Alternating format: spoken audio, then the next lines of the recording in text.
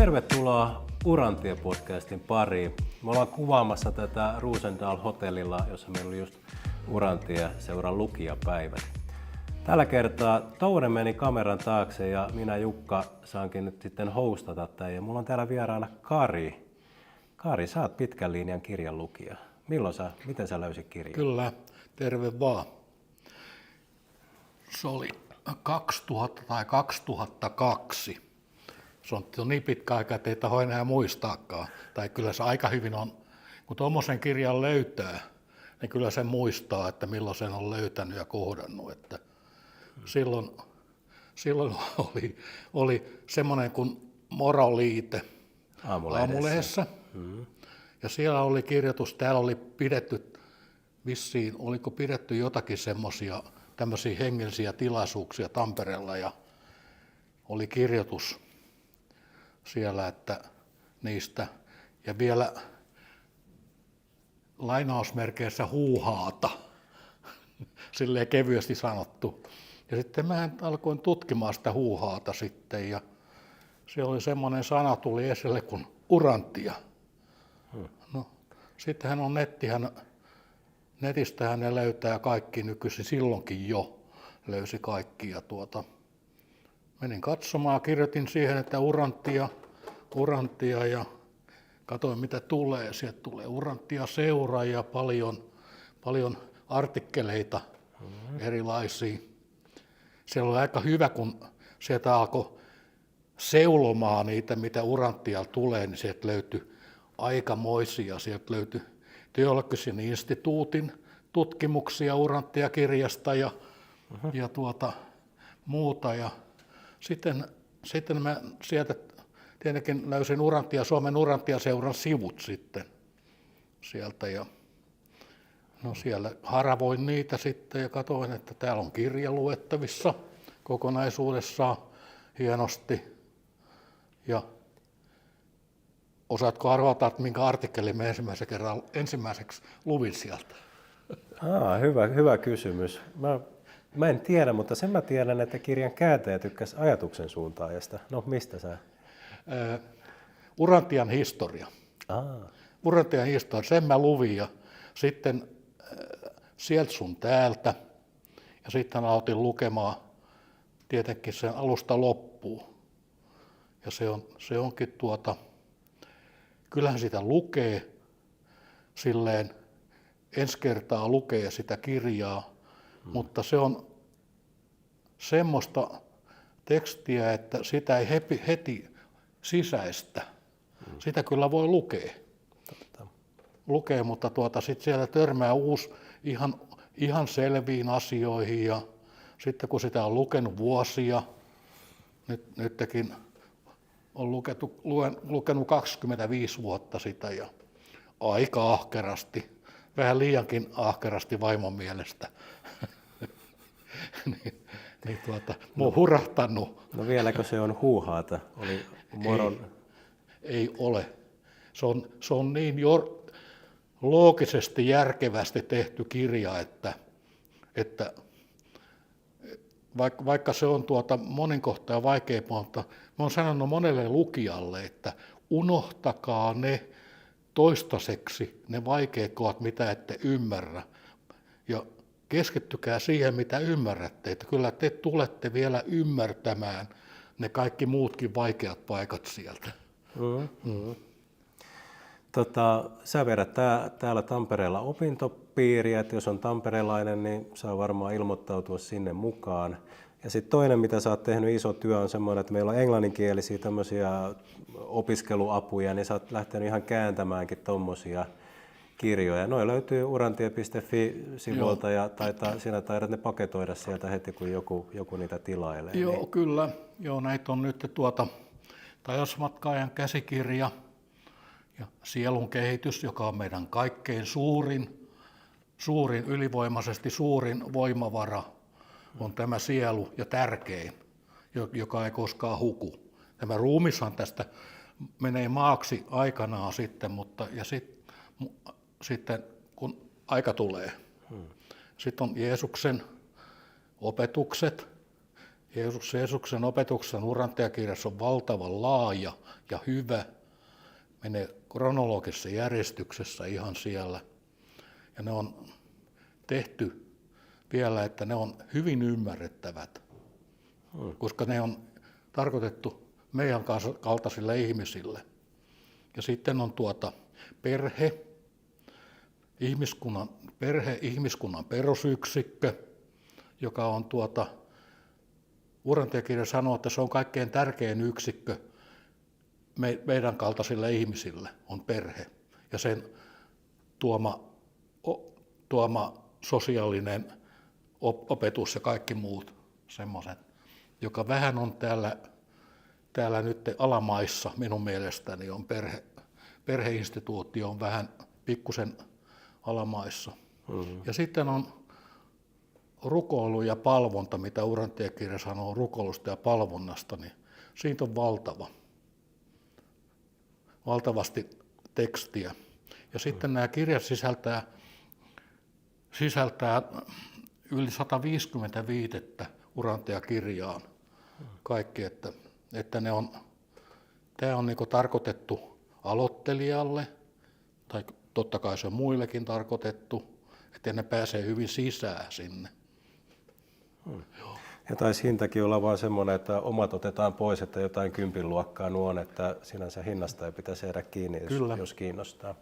Se Jeesuksen elämä, niin sehän itse sopii tähän nyt vähän niin kuin meille aasinsillaksi. Eli me pidettiin Touren kanssa viime kerralla podcasti Jeesuksesta ja nyt me ajateltiin jatkaa sen verran, että me otettiin nyt sieltä yksi aihekokonaisuus, joka on vertaukset ja Jeesuksella oli ihan lukuisa määrä vertauksia.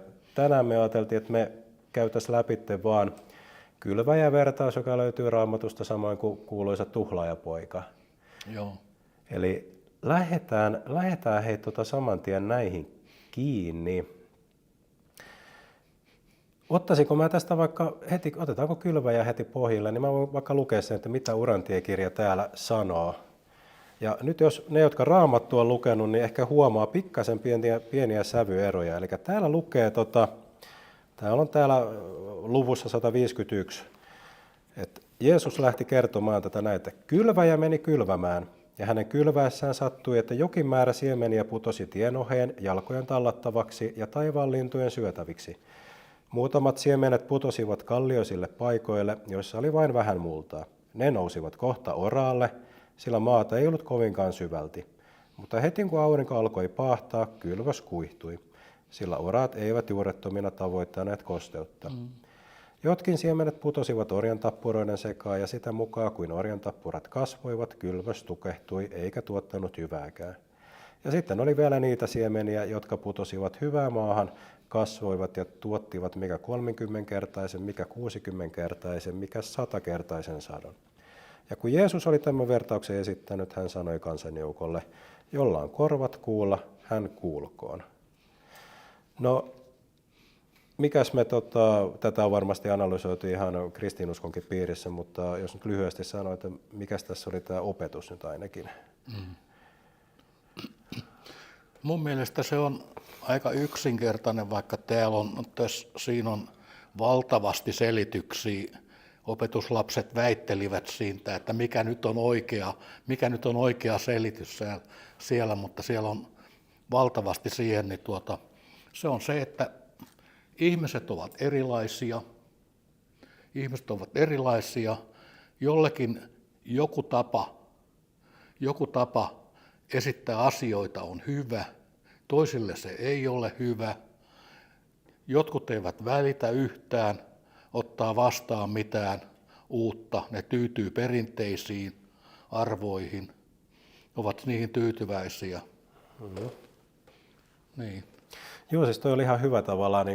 Mä kävin oikeasti nyt katsomassa, mä jonkin verran Raamattua lukeneena, mutta kävin vielä tarkistamassa, että miten tämä kyseinen vertaus. Tämähän on siis käytännössä ollut 3 evankeliumissa, Matteuksen, Luukkaan ja Markuksen. Kaikista löytyy tästä oma versio, enemmän tai vähemmän pitkä. Ja nyt tavallaan urantiekirjahan niin lähtee kuvaamaan tämän koko tilanteen sillä, että miten tämä lähtee siitä, että miten oli apostoleiden edellinen yö mennyt ja Jeesus kävelee rantaan ja yhtäkkiä siihen hän on siellä vähän omissa ajatuksissaan ja miettii, että mitenkä seuraavaksi toimitaan, siihen tulee ihmisiä. Ja hän päättääkin yhtäkkiä tosiaan käyttää tämmöistä vertausta, että tämä tuli vähän tällainen niin kuin apropos, tosin hän varmaan päätti.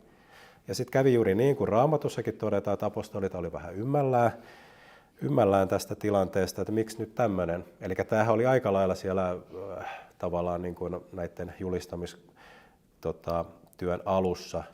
Ja sitten Urantie-kirja käy läpi oikeasti tämän, että tässä on niin kuin 2-3 sivua sitä, että kun ne kysyy näin, ja sitten Jeesus kysyy, no miten te itse tulkitsitte tämän, että mikä tämän opetus on, ja siellä Pietari käyttää puheenvuoro heti aluksi.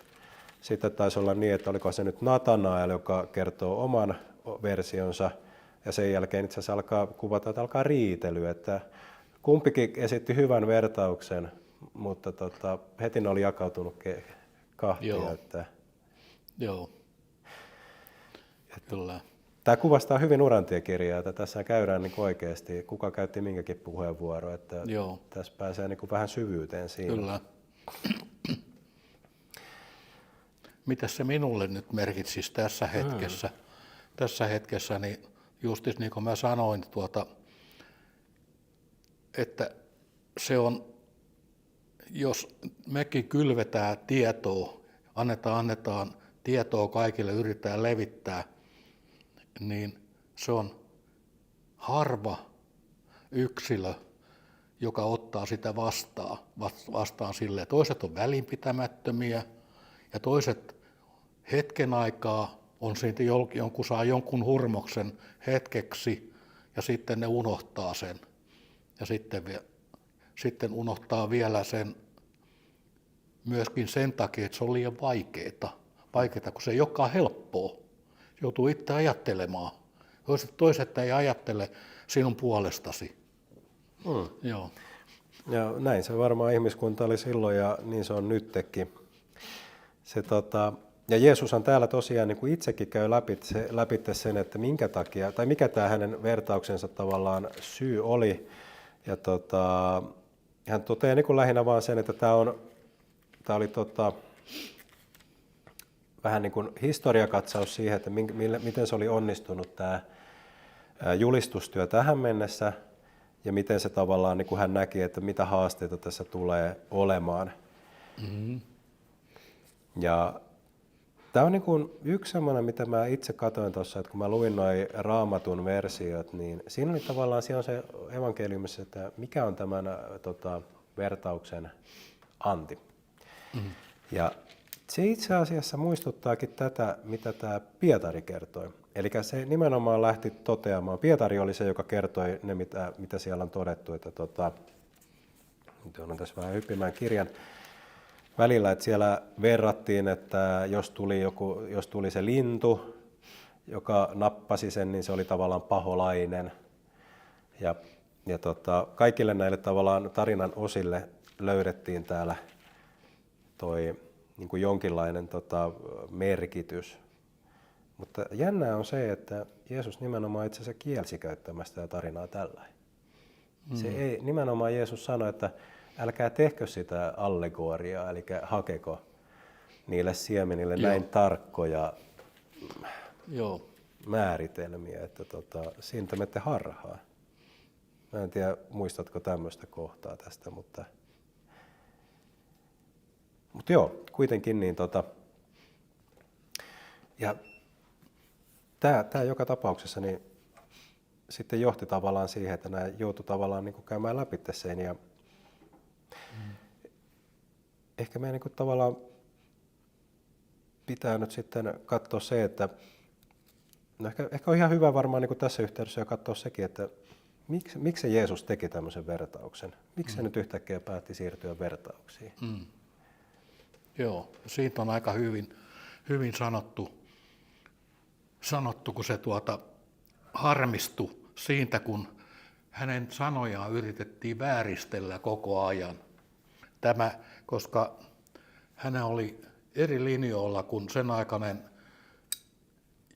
Jerusalemin johto, hengellinen johto, joka määräsi siellä kaiken siellä. Että jos ei tehnyt niiden ohjeiden mukaan, heillä oli 600 sääntöä, miten pitää elää. Ja jos noudatti sääntöjä, niin oli hyvä Israelin kansalainen. Hänen perässään kulki jatkuvasti semmoisia vääristelijöitä ja tommosia, jotka haki vikoja hänestä, että jotta sai sitten kannella sinne Sanhedrinille ja sinne niille ylipapeille. Niin hän alkoi sen takia kertoa näitä vertauksia, koska ne antoi kaikille jotakin. Joku ymmärsi niistä vähäsen, joku ymmärsi enempi taas ja sillä tavalla. Kukaan ei pystynyt vääristelemään. Niin on tavallaan ne on ajankohtaisia tänäkin vuonna vielä ne vertaukset. Ihan, että ne ei vanhene koskaan. Niin kuin sanotaan, ei Jeesuksen elämäntarinakaan se ei vanhene ja opetukset. Toi on kyllä ihan hyvä. Toi on muuten ihan hyvä kysymys, että onko, siis joo mä ymmärrän kyllä ihan täysin, että tavallaan että ne ei vanhene, mutta niin onko ne vielä toimivia? Että toihan oli tietysti tämä vertaus varsinkin, kun tämä oli tavallaan ehkä niin kuin apostoleille ja tämmöisille julistajille. Mutta... Joo. Mä kyllä olen sitä mieltä vahvasti, että Jeesuksen opetukset ei vanhene koskaan, mutta ne arvot säilyy, niin siinä kieli muuttuu, mutta arvot säilyy, koska ne minun nähdäkseni nämä Jeesuksen opetukset ja tämä elämä, niin ne on koko hänen hallintopiirissään niitä opiskellaan koko hänen hallintopiirissään, joka on 10 miljoonaa planeettaa Nepadonissa. Joo. Niin, että hän on, niin kuin me on täällä podcastissa käytykin läpi, niin hän tosiaan on niin kuin tämän meidän paikallisuniversumin tavallaan luojapoika, ja paikallisuniversumi, joita on paljon muitakin, mutta hän nyt on niin kuin tämän meidän, välillä käyttää tämmöisiä vähän ehkä hölmöäkin vertauksia, mutta hän on tämmöisen meidän, jos olisi joku kansainvälinen yhtiö, niin hän on niin kuin se pääjohtaja, joka on siis todennäköisesti aika iso kaveri silloin. Että Joo, se 10 miljoonaa planeetta on teoreettinen arvo, että se tulee suurin piirtein olemaan sitten joskus kauan tästä eteenpäin. Ja tämä oli jännä, myöskin otan vielä yhden tästä, eli kun hän oli päässyt nyt sitten vähän se kiivas keskustelu oli päättynyt, niin olisiko jos Tuomas taisi sitten niin kuin nousta siinä ja kysyä tavallaan, että minkä ihmeen takia sä nyt niin kuin tavallaan tämmöisiin satuihin lähdit, ja eikö sä nimenomaan sanonut, että me ei saada käyttää tämmöisiä satuja ja niin kuin opetuksessa, ja siinä sitten tavallaan ehkä niin kuin Jeesus nimenomaan lähti oikaisemaan, että joo, nimenomaan satuja ei pidäkään käyttää, että ei tämä ole mikään punahilkkatarina, vaan aina jos teet vertauksen, niin mieluummin juuri tämmöinen tosielämän kylväjävertaus on aika hyvä. Ja toinen on just tämä, mitä hän kielsi tavallaan, niin kuin sanoinkin jo, että allegoriat, että analogiat niin kuin tavallaan on hyviä. Että sä voit sieltä tavallaan ammentaa tästä arkisesta niin kuin sinne henkiseen, että se puhuttelee sua, niin kuin Kari sanoikin, että tässä on tavallaan tämä kaksi puolta näissä. Mutta tämä oli tosiaan ensimmäinen vertaus, nimenomaan tämä kylväjävertaus. Ja juuri näin, niin kuin, että täälläkin korostetaan sitä, että kyllä ne juutalaisten tavallaan niin kuin se semmoinen aggressio Jeesusta kohtaan alkoi koko ajan kasvaa. Ja kyllähän Jeesus niin kuin aisti sen, että nyt tämä menee koko ajan niin paljon huonompaan suuntaan, että jos hän niin kuin jatkaa tällä tiellä, niin hän on niin kuin oikeasti siellä ristillä niin kuin nopeampaa kuin arvaakaan. Ja siksi hän tavallaan tajusi, että nyt kannattaa vähän ruveta väistelemään, että hän ei aina niin kuin aihetta tehdä syytöksiä, niin nämä vertaukset oli oikeasti loistava keino. Joo, kyllä. Siellä on monta muutakin kohtaa, semmoista pikasta kohtaa. Siellä on muun muassa häneltä kysyttiin, että onko oikein maksaa veroja roomalaisille, koska jos hän olisi vastannut, että ei ole, niin he olisivat mennyt kantelemaan roomalaisille, että hän kehottaa olemaan maksamatta veroja Roomalle, tai sitten, että pitääkö vaan temppelirahastoa maksaa, mutta hän tiesi todennäköisesti etukäteen, että mitä häneltä tullaan kysymään, koska hänellä oli hyvä näkymätön apujoukko oli aina mukana sitten. Niin hän vastasi siihen tähän että antakaa keisarille mikä keisareen, Jumalalle mikä Jumalan. Ei saaneet häntä siitäkään sanomaan väärin. Näin juuri, ja olihan hän nyt tosiaan aika hyvin briefattu ihminen. Ja, kyllä. Ja toihan on just se, ehkä ollaan muutamassa podcastissa käyty läpittekin tämä, että kyllähän se tosiaan niin kuin oli näkyvissä, että juutalaiset ei tässä anna periksi, että kun hän on nyt tullut vähän keikuttamaan venettä ja kyllä niin kuin tavallaan koko tämä Urantiekirja, niin kun Jeesus toimii, niin koko ajan häntä niin kuin närpitään ja koko ajan häntä yritetään saada kiinni ja kyllä tässä on aika looginen, niin kuin tavallaan se looginen perustelu silloin, miksi hän päätyi ristille ja miksi hän päätyi nimenomaan niiden tiettyjen juutalaisten ja roomalaisten niin kuin sitten toimesta, että aika semmoinen inhimillinen tarina no niin kuin loppujen lopuksi, jonka hän kyllä varmaan arvasi jo etukäteenkin, että nyt hän on sen verran isoa koneistoa haastamassa, että ne ei niin kuin häntä niin sanotusti hengissä päästä tästä pihalle. Että se, turha siihen on tavallaan niin kuin ehkä mitään niin kuin sen suurempaa. Että totta kai siis se, että hän kärsi sit ristinkuoleman, niin kyllähän se on niin kuin semmoinen uhraus, että se on jo itsessään niin kuin arvostettava juttu, mutta että sen isompaa symboliikkaa siihen niin kuin pitäisi oikeastaan liittää. Joo, niin siellä on se just se, että hän nakersi sen papiston arvovaltaa sillä, kun hän ei ollut samaa mieltä. Ja sitten kun hän pystyi perustelemaan, että miksi hän ei ole samaa mieltä, niin se oli vielä yksi niitti siihen vastustukseen. Ja sitten nehän käytti ihan omaa semmoista, miksi voisi sanoa, pakkovaltaa, että ne ei hakenut minkään tuomioistuimen tuomioon mihinkään, vaan ne teki omia päätöksiä. Ja laittoivat pois semmoiset papiston jäsenet, jotka vähän sen myötäili Jeesusta, niin ne laitettiin syrjään. Joo, ja jälleen kerran kuulostaa niin inhimilliseltä, että jos sä oot niin kun tavallaan valinnut tuolla lailla puolesta, niin näin se vaan menee, että sitten se todennäköisesti sua yritetään niin kun rajoittaa ja ei mitään uutta niin kun ton suhteen auringon alla. Mä ajattelin, että otetaan vielä tämä tuhlaajapoika tähän näin, niin tämä on hirvittävän pitkä.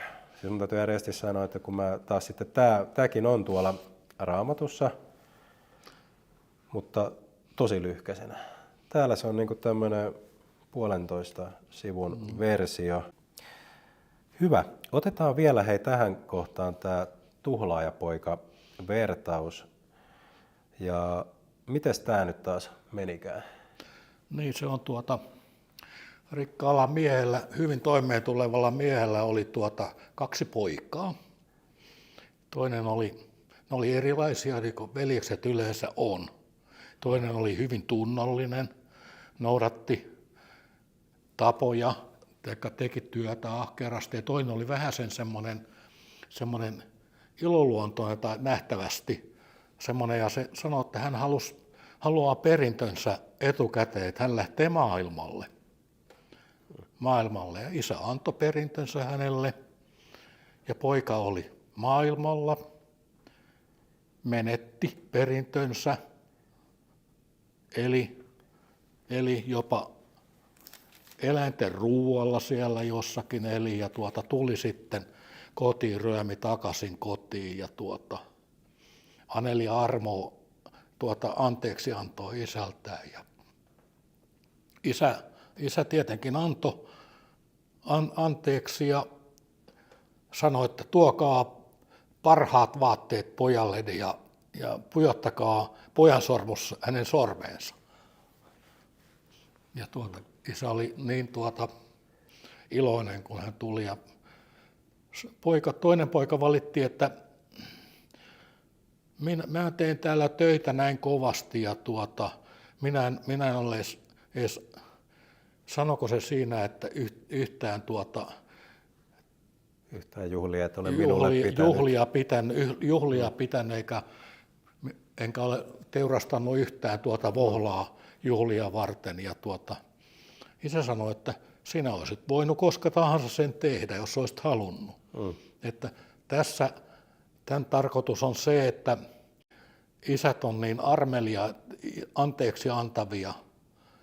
Tässä se kuvaa niin kuin taivaan isää, että taivaan isä antaa anteeksi jo ennen kuin on osannut edes pyytää. Näin sanotaan Urantia-kirjassa. Just näin. Ja tämähän oli tavallaan, Jeesuksella oli tapana kertoa tämä ilmeisesti niin kuin semmoisen 3 tarinan yhteydessä. Että siinä oli nimenomaan tämä kadonnut lammas ja sitten oli hukkaan päässyt hopeakolikko ja sitten oli tämä tuhlaajapoika. Ja tämä tuhlaajapoika oli nimenomaan niin kuin ehkä poikkesi siitä lammastarinasta siinä, että tässä tavallaan niin kuin poika lähti tarkoituksella ja tahallaan pois sisään luota. Eli siinä oli vähän niin kuin pieni sävyero sitten heti. Joo, kyllä. Mä tein semmoista ihan kevyttä vertailua tässäkin niin kuin Raamattu, että missä nämä eroo. No okei, Raamatussa tämä on tavallaan sillain niin kuin punchline ja niin sanotusti kerätty, että poika pyysi rahansa, lähti maailmalle, menetti rahansa, oli Sikolätissä, palas, juhlittiin ja se on tämmöinen. Kun taas sitten tosiaan täällä Urantie-kirjassa tämä on aika pitkä. Ja tässä esimerkiksi kerrotaan tässä Jeesuksen omassa suuhun laitetussa tarinassa, niin todettiin just, että just tämä poikien tavallaan luonne-erot aiheutti sen, että oli koko ajan niin kuin riitasilla. Ja se ajoi siihen, että nuorempi halusi lähteä pois ja isä tähän taipui. Ja sitten se pieni ero, mikä täällä itse asiassa pieni ero täällä on se, että Urantie-kirjassa itse asiassa todetaan, että se isä kyllä ihan oikeasti koko ajan suri ja niin kuin kaipasi poikaansa. Joo. Kun taas sitten Raamatussa oli ehkä niin kuin tämmöinen, että kun se poika niin kuin ilmaantui sinne tien päähän, isä näki ja heltyi. Ja mä niin kuin jäin miettimään tätä, että tässä on nyt ehkä taas tämmöinen pieni sävyero, että heltyä kautta kaivata, kun mun mielestä niin kuin Urantie-kirja sanoo, että isä koko ajan kaipasi ja suri sitä, että kun se poika oli lähtenyt. Joo. Tämä oli niin kuin tavallaan ehkä tämmöinen aika näkyväkin ero siinä. Että Niin, tämä todella kuvaa sitä, että taivaan isä, kun Jeesus sanoi, että ajatelkaa Jumalaa isänä, niin silloin saatte kaikkein parhaan kuvan hänestä, että isä ei lapsiaan kohtele huonosti, että se on valmis antamaan anteeksi pahojakin tekoja. Se mikä tässä niin kuin vielä mua vähän niin kuin tavallaan ehkä tuossa edellisessäkin jäi mietityttämään, että miten tämä toimii nykyaikana. Ajattelemaan nyt, jos tässä vaikka mekin lähdettäisiin nyt julistamaan tämmöistä rakastavaa Jumalaa, niin onko tämä sellainen tarina, että kun sanot, että nämä on ikuisia, niin toimiiko tämä tarina vielä? Vai pitääkö tämä ainakin modata jotenkin nykyaika? Ehkä tämä pitäisi vähän vai? Mun mielestä siihen ei ole mitään syytä moderoida sitä muuta kuin kieliasua ajan kuluessa. Että se on, no mä nyt näen vaan tällä hetkellä tämänhetkisen ajattelutapani, mutta mä uskoisin sen, että se pysyy melkeinpä ikuisesti voimassa sen arvot, tämä rakkaus. Just näin. Hei, kirjassa on kymmeniä vertauksia. Mun tekisi mieli niihin kyllä mennä enemmänkin. Ja meidän on varmaan pakko, jos tämä podcasti nyt niin kun saa tykkäyksiä, niin me otetaan näitä lisää. Mutta mä luulen kuule, että me kokeillaan nyt tällä. Jätetään tämä tähän ja lähdetään päättelemään tätä podcastia. Eli jos tykkäsit, niin käy ehdottomasti kommentoimassa tai peukuttamassa tämä podcast-jakso, ja me tehdään sitten vaikka lisää näitä ja vielä kaivetaan niitäkin, mitä ei ehkä välttämättä Raamatusta löytynyt. Joten lähdetään mitään muuta kuin kiittelemään. Kiitos, että jaksoit kuunnella ja seurata meitä. Niin. Laita kanava edelleen, jos ei ole jo seurannassa, niin laita seurantaan. Ja sieltä urantiekirja.fi tai sitten urantie.fi, niin sieltä löytyy joko tietoa tai keskustelukumppaneita. Kyllä. Kiitoksia. Kiitoksia. Nähdään seuraavan jakson parissa.